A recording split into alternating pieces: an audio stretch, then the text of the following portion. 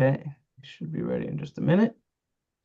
I'm gonna make a blessing on my water. Baruch atah Adonai Eloheinu melech haolam shakol ne'v'dvari.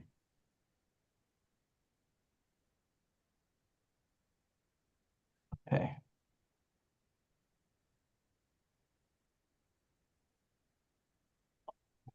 We shall begin with the blessing that we make before we learn Torah. Baruch atah Adonai Adonai, Eloheinu Adonai, melech haolam Adonai, asher Shem, kiddushanu Shanu, b'mitzvosav v'tzivanu Anu, al Al, divrei Ray, Torah.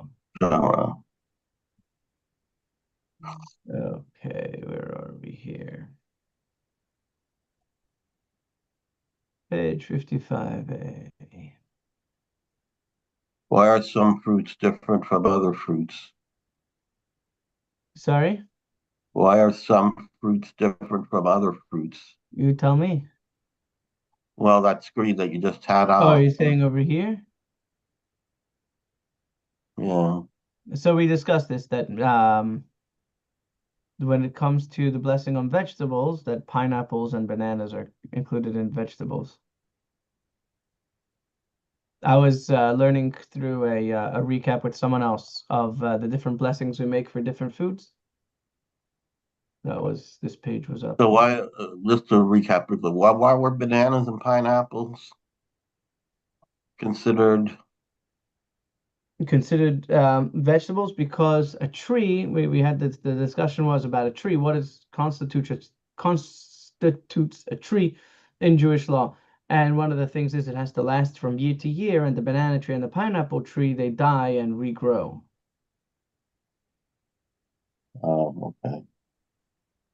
They do? Yeah. Okay. What about coconuts? Sorry. What about coconuts? Coconuts, I think we said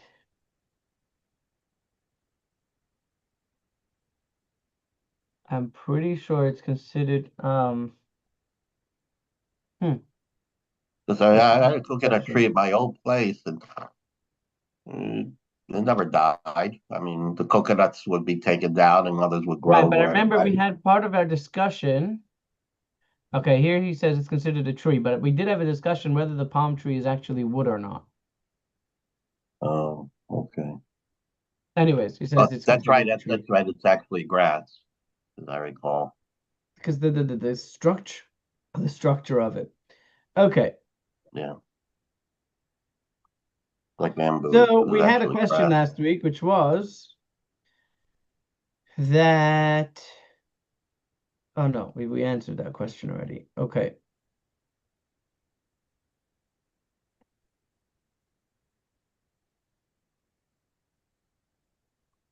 Rav Yehuda said, okay, I think that this is where we're up to.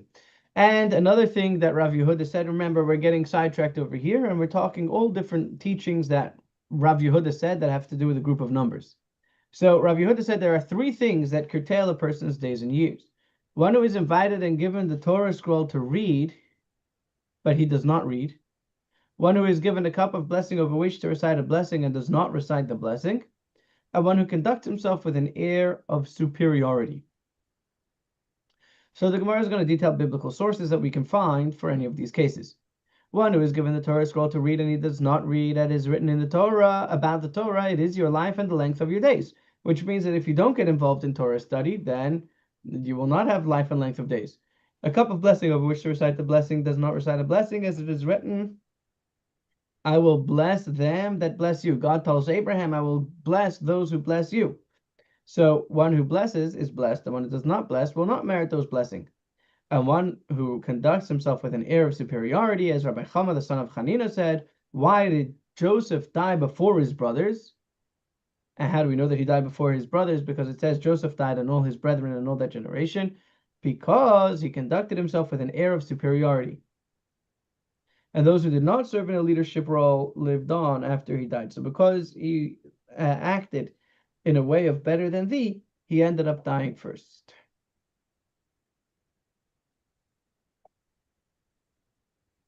Rav Yehuda said Well, in the name. Rabbi, Yeah. go back that, to that last paragraph. And those who did not serve in a leadership role. So does that mean that anyone who serves in a leadership role? Well, I hope not. I think it depends the way that they lead. When his brothers came, he was very harsh with them in the beginning, at least, and he conducted himself with, shall we say, an air of superiority.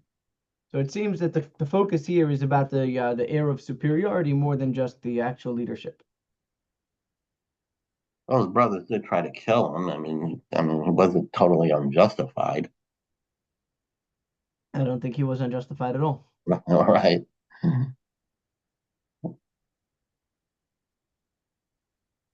So perhaps it wasn't about the way he dealt with them. Perhaps it was about the way he dealt in general. It's a good question.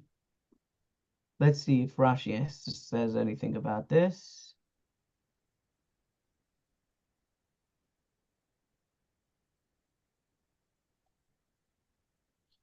No, it's a good question. I don't know the answer. What do you think?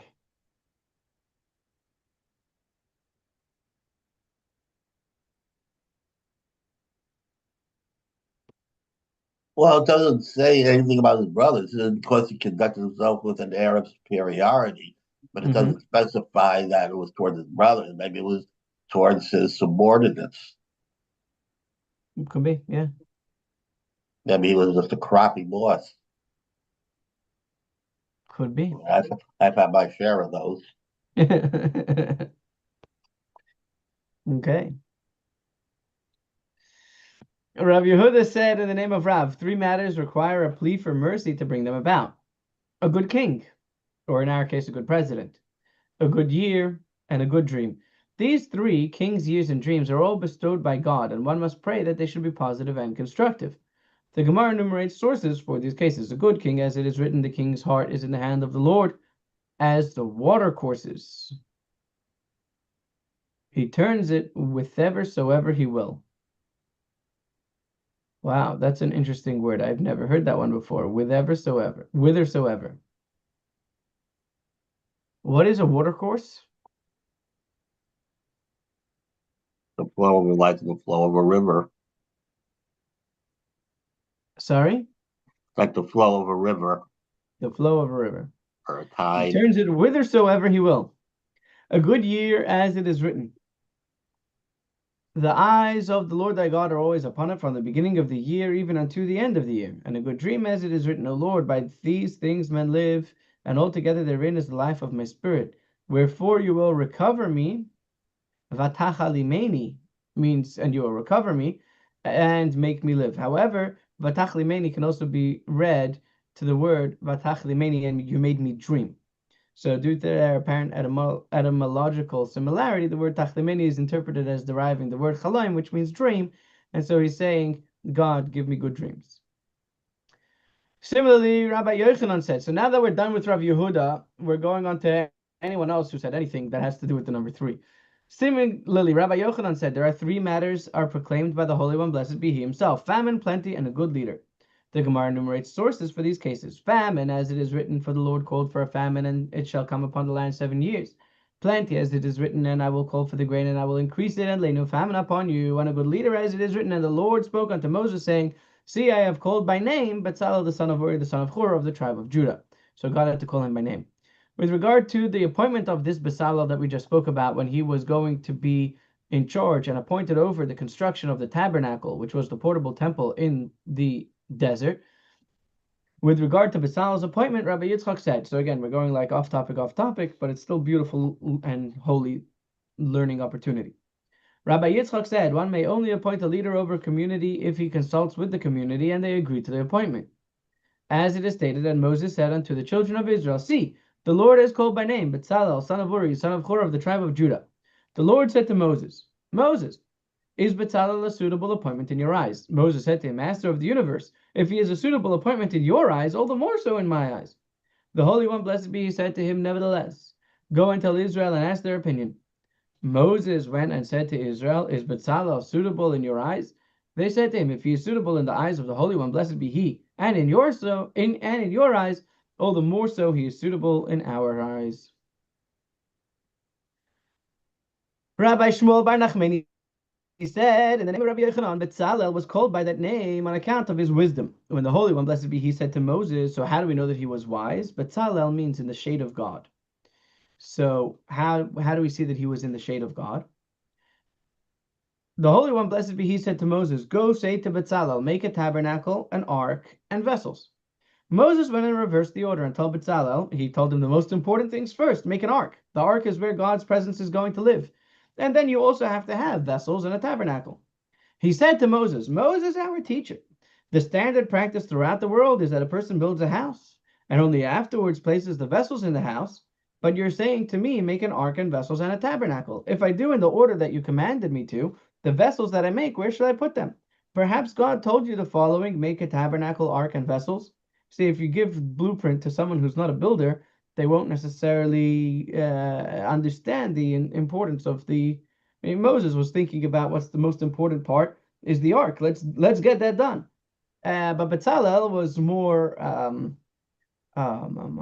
architecturally inclined, and he said, perhaps the words that God said to you were the following order. And Moses said to Bezalel, perhaps you were in God's shadow and you knew precisely what he said. You intuited God's command just as he stated them, as if you were there. Rabbi Yehuda said in the name of Rav, Bezalel knew how to join the letters with which heaven and earth were created. From where do we derive this? It is written here, the praise of Bezalel, I filled him with the Spirit of God, in wisdom, in understanding, and in knowledge, and in all manner of workmanship. And with regard to the creation of heaven and earth, it says, the Lord by wisdom founded the earth, by understanding he established the heavens.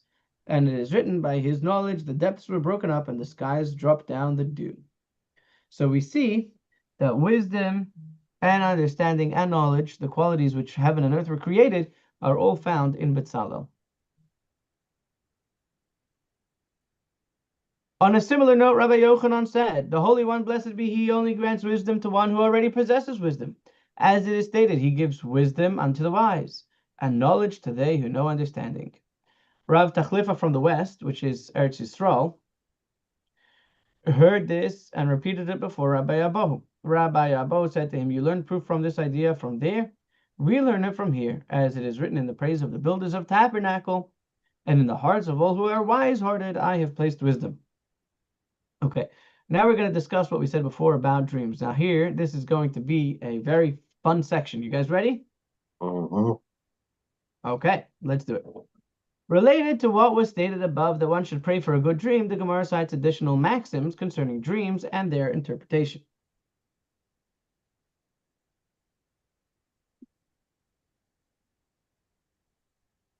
Rav Chisda said one should see any dream but not a fast. In other words, any dream is preferable to a dream during a fast.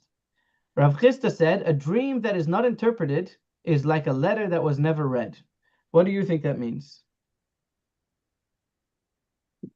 You don't know what it means or what's in it. So first of all, you don't know what it means and what's in it. And what else? Perhaps he's saying that a dream comes from God, like a letter comes from somebody else.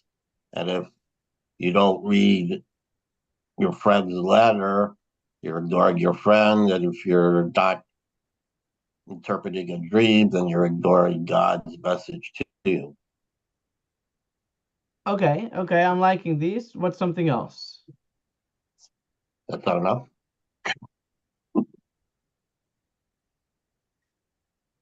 Let's read the way they translate it over here. As long as it is not interpreted, it cannot be fulfilled. The interpretation of a dream creates its meaning. And this is something that we're going to see later on in various stories, that the way a dream is interpreted makes a big difference to the way that it's going to play out. Today, our dreams are much more garbage than anything else, because our days are filled with much more garbage than anything else. Usually what you dream about in the nighttime is what you're involved with in the daytime. So if you're involved with holy and important matters, so then your dreams are going to have a lot more significance than ours today. So that's the first important thing over here. He says that if you don't get a dream interpreted, then you don't have to worry about it. Rav Chisda said a good dream is never entirely fulfilled and a bad dream is never entirely fulfilled. There's always going to be some junk in your dreams. And Rav Chisda said a bad dream is preferable to a good dream because a bad dream causes a person to feel remorse and repent. Rav Chisda said a bad dream, his sadness is enough for him, and his good dream, his joy is enough for him. Meaning that the sadness or joy engendered by the dream renders the actual fulfillment of the dream superfluous. If a person is sad because of the dream, so then the dream doesn't have to be fulfilled because it already made him sad. Similarly, Rav Yosef said, even for me, the joy of a good dream negates it. Even Rav Yosef, who was blind and ill, derived such pleasure from a good dream that it never actually realized. Because he couldn't see, but he could dream. I wonder how that works. People who are born blind, how do they dream? Do they see vivid images in their dreams? I never thought about that.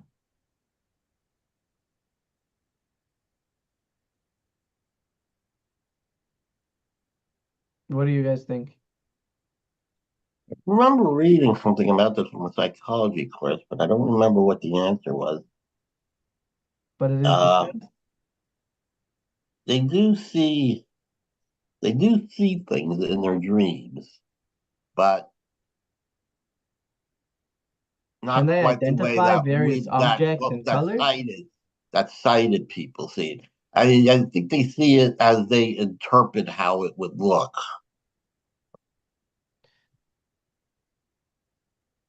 Hmm. but they do see it. But they see their own image of it, So fascinating. Like if they've never seen a dog, they would know it's a dog because they could hear it barking and they know the general shape of a dog because and they feeling pet the it. dog and they hold the dog. Right. But they don't. So in their dreams, so they imagine what the dog looks like, even the and then dream reflects what they look like. That is fascinating.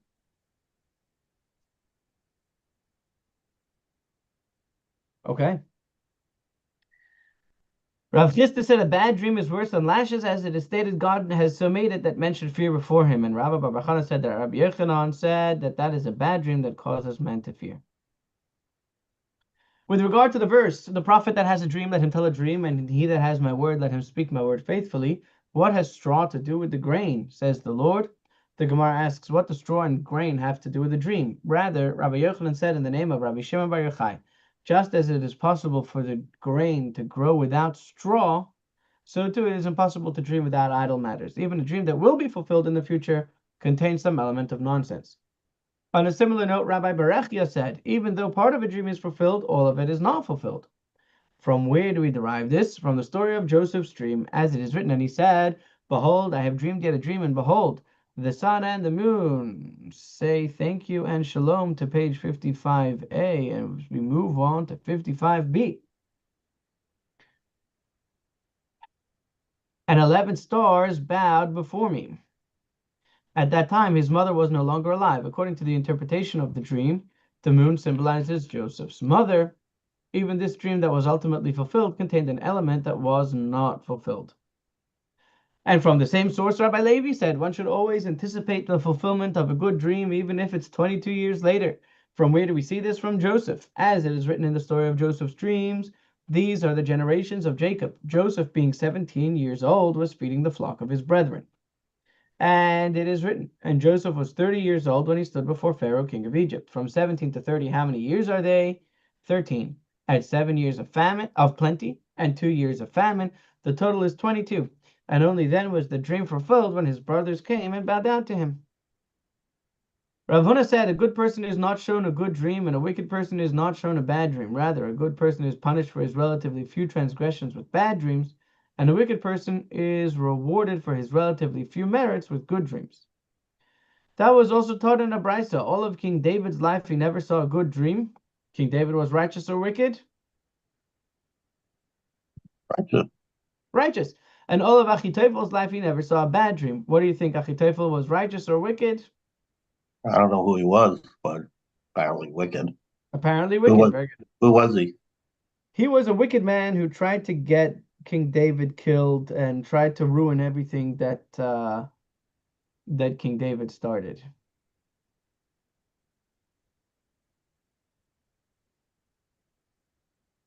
We'll learn more about him later, but he was an enemy of King David So why is a good person never has a good dream? because a disturbing dream could cause a person pain, and that could be to help that pain could help rinse the person of their sins, and therefore, when Mashiach comes, or when sorry, not when Mashiach comes, after they pass away, they will have more reward in the world to come because they will have already been punished for their sins here in this earth. And so instead of as a parent or as a teacher, what you want The is Gemara raises a difficulty. Is it not written, no evil shall befall you, neither shall any plague come near your tent? And Rav Chisda said that Rabbi Yirmiyah bar Abba said an explanation of that verse. This means that you will be frightened neither by bad dreams nor by evil thoughts.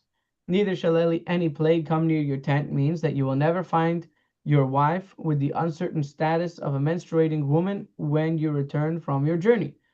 This proves that it is impossible that a righteous person will experience bad dreams throughout his life. Rather, one might say that he does not see bad dreams, others see bad dreams about him. Okay. The Gemara asks, a person who does not see any dream, what happens if you sleep and you don't dream? Is that a good thing or a bad thing? Didn't Rabbi Zera say anyone who sleeps for 7 days without a dream is called evil?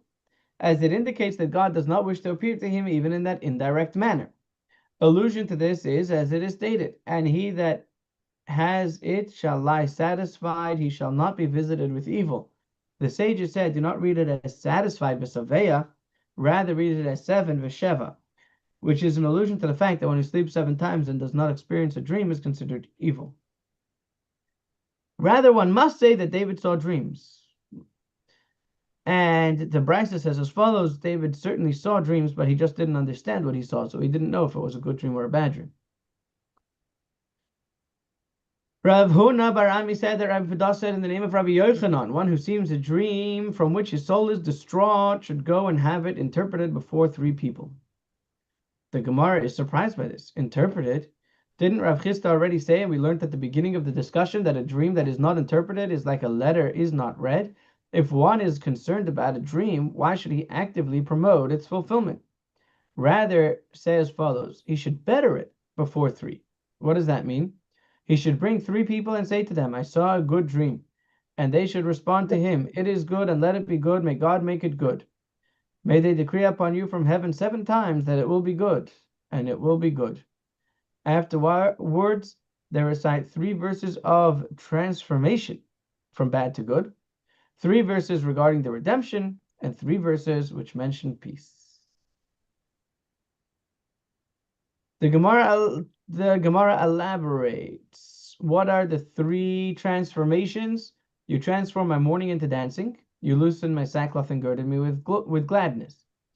Then the virgin shall rejoice in the dance, and the young men and the old together, for I will transform their mourning into joy, and I will comfort them and make them rejoice from their sorrow. And the third one is, nevertheless, the Lord your God would not hearken to Bilam, but the Lord your God transformed the curse into a blessing unto you. 3 verses regarding the redemption, as it is written, He has redeemed my soul in peace, so that none can come near me, for there were many that strove with me. Number 2, the redeemed of the Lord shall return, and come with singing unto Zion, and everlasting joy shall be upon their heads. They shall obtain gladness and joy, and sorrow and sighing shall flee away. And the third one is, the people said to Saul, shall Jonathan die, who has wrought this great salvation in Israel? So the people rescued Jonathan, and that he died not. And 3 mentions of peace, as it is written, peace. Peace to him that is far off, and to that him that is near. Says the Lord that creates the expression of the lips, and I will heal him. Number 2, then the Spirit clothed Amasai, who was the chief of the captains. Yours are we, David, and on your side, you son of Yishai. Peace, peace be unto you, and peace be unto your helpers. And the third one is, thus you shall say, all hail and peace be both unto you, and peace be unto your house, and peace be unto all that you have. Story time. The Gemara relates, Amemar and Marzutra and Ravashi were sitting together. They said, let each and every one of us say something that the other has never heard. One of them began and said, one who saw a dream and does not know what he saw should stand before the Kohens when they lift their hands during the priestly blessing on the holidays and say the following.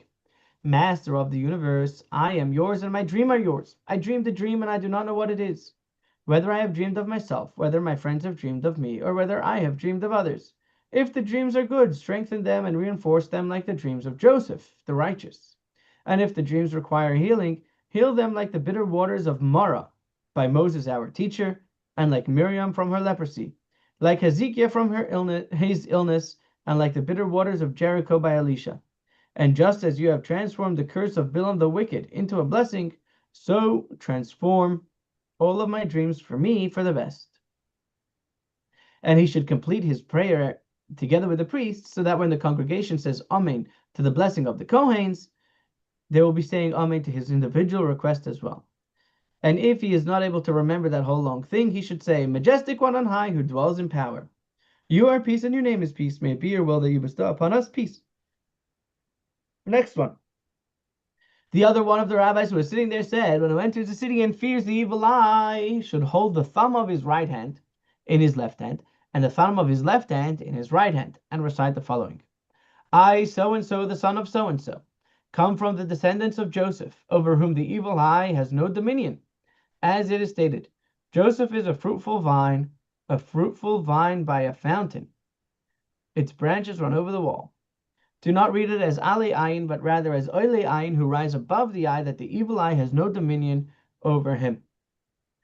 Rabbi Yosef, the son of Rabbi Hanina, said, derive it from here, from what is stated in Jacob's blessings to Joseph's sons, and let them grow like fish into a multitude in the midst of the earth. Just as fish in the sea are covered by water, and the evil eye has no dominion over them, as they cannot be seen, so to the offspring of Joseph, the evil eye has no dominion over them.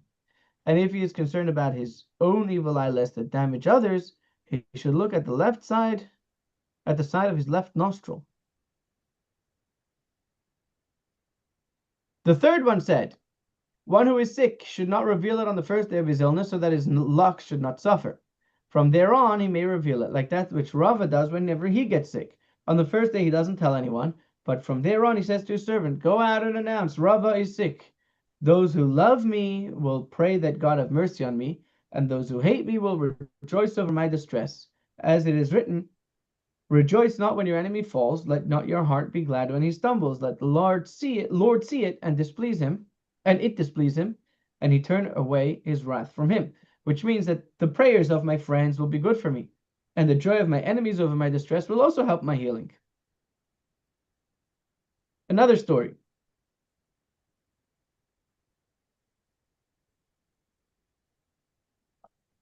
Shmuel, whenever he would see a bad dream, he would say, and the dreams speak falsely, a verse from Zechariah. When he would see a good dream, he would say, do dreams speak falsely? Isn't it written in the book of Numbers about Moses, about the prophets? God says, I will speak with him in a dream. So he had two verses, depending on what kind of dream he had. Rava looked at this and said, 1 second, there's a contradiction here. On the one hand, it says, I speak with him in a dream. And on the other hand, it says, and the dreams speak falsely. So, does God speak to people in a dream, or are the dreams garbage and nonsense? The Gemara resolves this contradiction. This is not difficult because there are two types of dreams. Here, the verse I speak with him in a dream refers to dreams that come by means of an angel. And the verse that says the dreams speak falsely refers to dreams that come by means of a demon.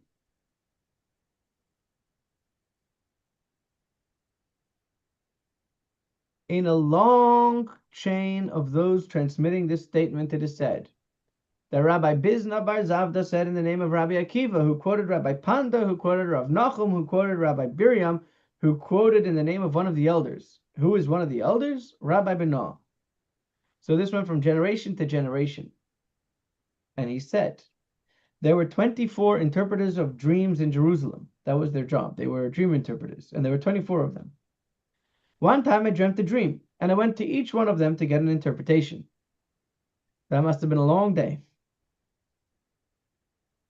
What one interpreted for me, the other did not interpret for me. He got 24 different explanations for his dream. Nevertheless, all of the interpretations were realized in me to fulfill what is stated. All dreams follow the mouth of the interpreter.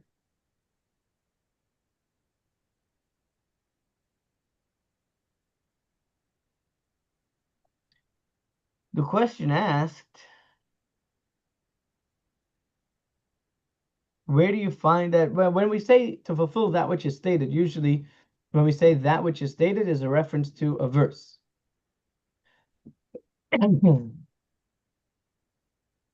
The question is that to say that all dreams follow the mouth is a verse that is cited as a corroboration? I don't remember ever learning such a verse. The Gemara responds yes, and in accordance with the opinion of Rabbi Elazar. As Rabbi Elazar said, from where is it derived that all dreams follow the mouth of the interpreter, as it is stated in the story of the dreams of Pharaoh's two ministers?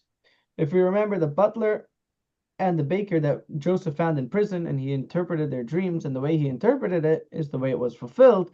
And here's what the butler said once the butler was saved and the baker had been hung, and Pharaoh had his dreams, and the butler comes to Pharaoh and says, it came to pass, as this Jewish kid who was sitting in the dungeon over there together with us in the pit, and it came to pass as he interpreted to us, so it was.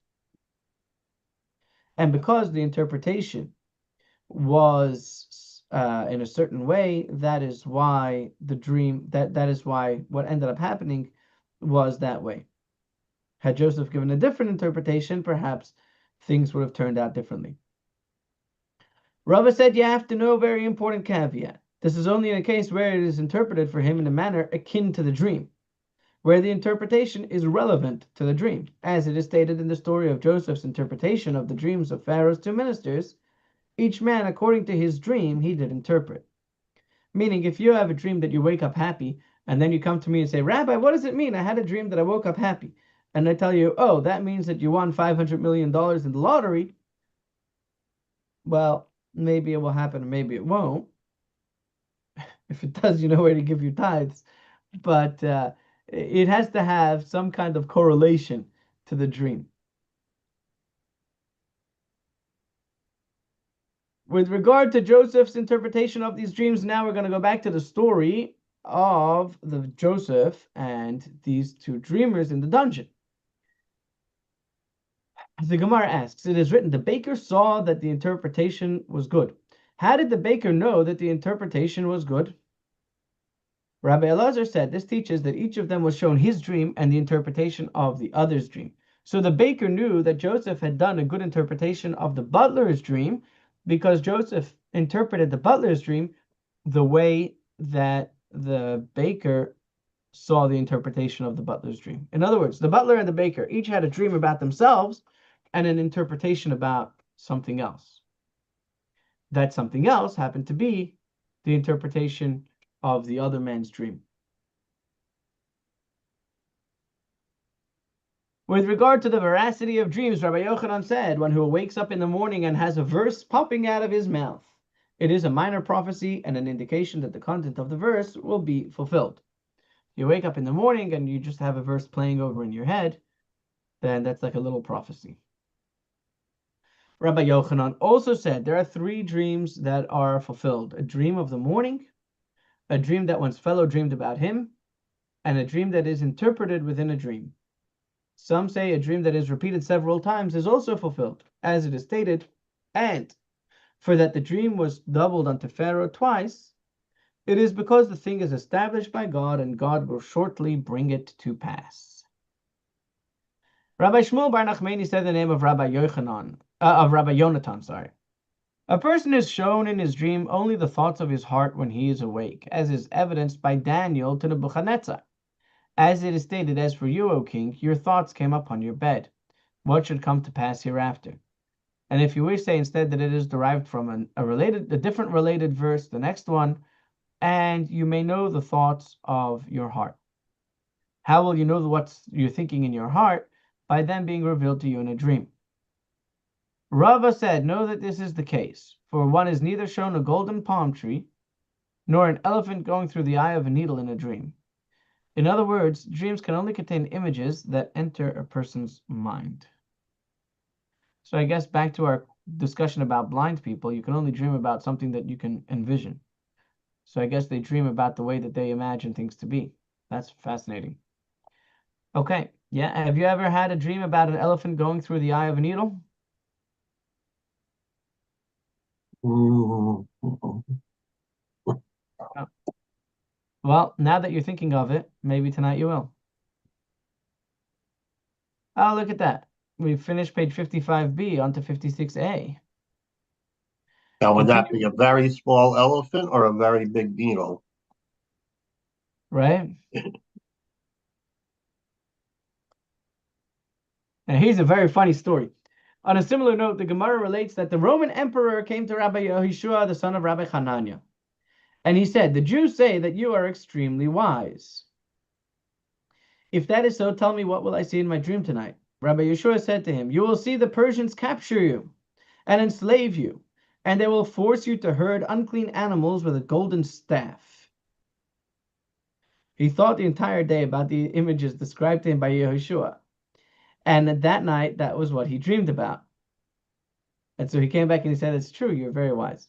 Same thing, a similar story, different king, a different person. King Shapur of Persia said to Shmuel, the Jews say that you are extremely wise. If that is so, tell me what I will see in my dream. Oh, that's funny.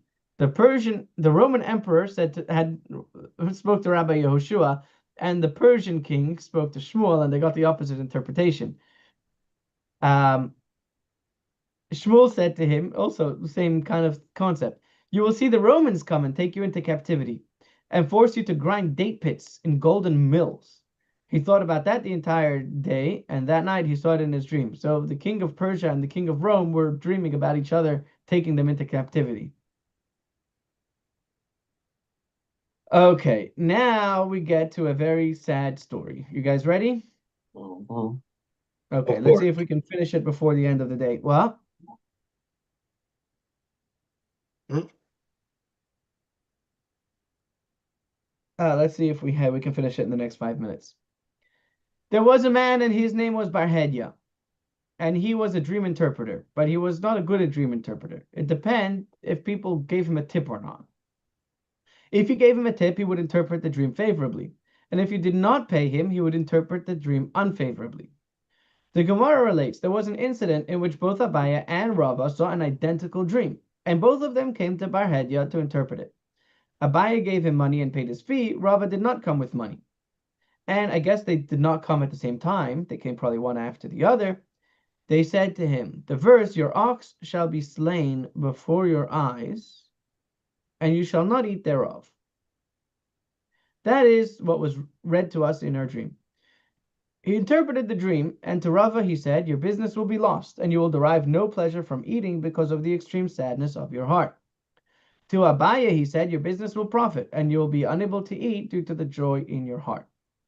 So, two Jews, same story, same dream, same verse, but to one he said, you're going to be so sad because you're going to lose your business, and that is why you're not going to be able to eat.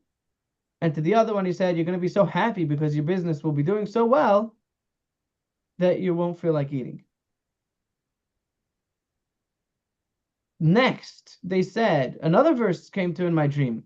You shall beget sons and daughters, but they shall not be yours, for they shall go into captivity, was read to us in our dream. To Rava, he said, its literal adverse sense. To Abaye, he said, your sons and daughters will be numerous, and your daughters will be married to outsiders, and so they're going to leave your home, and it will seem as if they were taken into captivity. They said to him, the next verse, your sons and daughters shall be given unto another people, was read to us in our dream. To Abaye, he said, your sons and daughters will be numerous. You say that they should marry your relatives, and your wife says that they should marry her relatives, and she will impose her will upon you, and they will be given in marriage to her relatives, which is like another nation as far as you are concerned. To Rava, he said, your wife will die, and your sons and daughters will come into the hands of another woman. Basically, they will have a stepmother. As Rava said in the name of Rabbi Yirmiyah bar Abba, in the name of Rav, what is the meaning of that which is written in the verse, your sons and daughters shall be given unto another people? That refers to the father's wife, which is the stepmother. They said to him the verse, go your way, eat your bread with joy, and drink your wine with a merry heart, was read to us in our dream. To Abaye he said, your business will profit, and you will eat and drink and read the verse out of the joy of your heart. To Rava he said, your business will be lost. You will slaughter but not eat. You will drink wine and read passages from the Bible in order to allay your fears. You'll become an alcoholic, basically. They said to him the verse, you shall carry much seed out into the field, and shall gather little in, for the locust shall consume it, was read to us in our dream. To Abaye he said from the beginning of the verse that he will enjoy an abundant harvest. To Rava he said from the end of the verse that his harvest will be destroyed. They had long dreams, huh? They said to him the verse, you shall have olive trees throughout all your borders, but you shall not anoint yourself with oil, for your olives shall drop off the tree, was read to us in our dream. And again, to Abaye he said from the beginning of the verse that he will have plentiful olives, and to Rava he said from the end of the verse that all his olives will die and fall off the trees. They said to him another verse, all the peoples of the earth shall see that the name of the Lord is called upon you, and they shall be afraid of you, was read to us in our dream. To Abaye he said, your name will become well known as the head of the yeshiva, and you will be feared by all. To Rava he said, the king's treasury was broken into, and you will be apprehended as a thief, and everyone will draw an a fortiori inference from you. If Rava, who is wealthy and of distinguished lineage, can be arrested on charges of theft, what will become of the rest of us? And indeed, the next day the king's treasury was burglarized, and they came to apprehend Rava.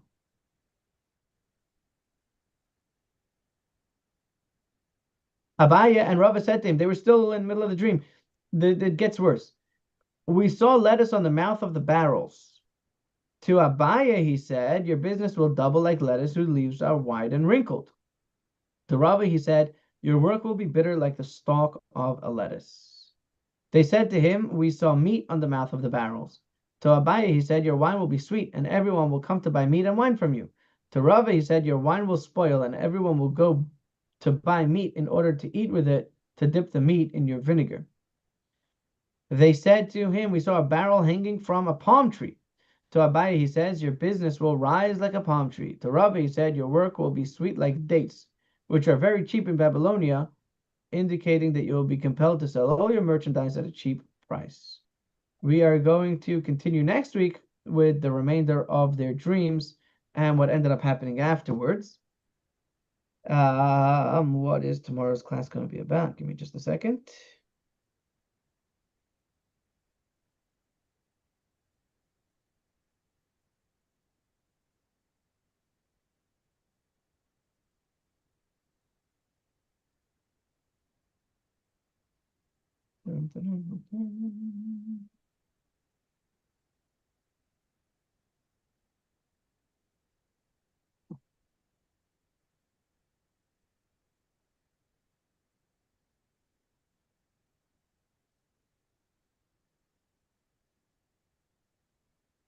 This is about marriage, holding it together when life begins to move in opposite directions, and nurturing an identity that keeps the family and spirit together.